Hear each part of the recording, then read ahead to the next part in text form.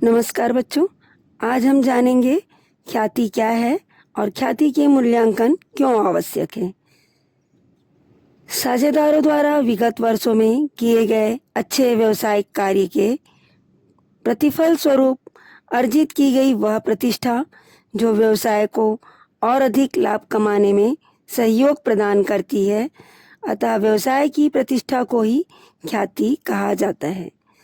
ख्याति का कोई भौतिक स्वरूप नहीं है, इसलिए ख्याति को अमूर्त संपत्ति माना जाता है, क्योंकि ना तो इसे देखा जा सकता है और ना ही छुआ जा सकता है, केवल महसूस किया जा सकता है। अन्य संपत्तियों की भांति ख्याति भी व्यवसाय के लाभ को अर्जित करने में सहयोग प्रदान करती है। कुछ विद्वानों का यह मत है कि ख्याति अमूर्त संपत्ति है, अतः इसका कोई स्थायी मूल्य नहीं होता, इसलिए चिट्ठे में ख्याति का प्रदर्शन नहीं किया जाना चाहिए।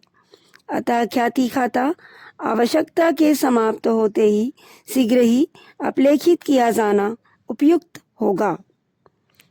बच्चों, अब हम सुनेंगे साझेदारी में ख्याति का मूल्यांकन क्यों आवश्यक है।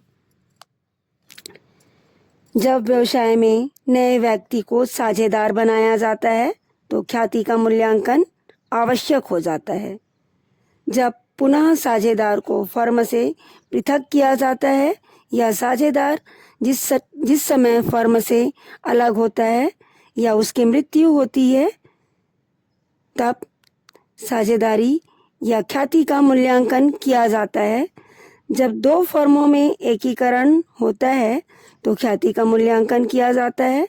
जब साझेदारी व्यवसाय को कंपनी में बदला जाता हो, जब साझेदार अपने लाभ हानि का विभाजन अनुपात में परिवर्तन करते हैं, जब साझेदार फर्म की पुस्तकों में ख्याति का समायोजन करना चाहते हैं, जब साझेदार व्यवसाय को बेचने का निश्चय करते हैं, इन दशाओं में ख्याति का मूल्यांकन करना आवश्यक हो जाता है।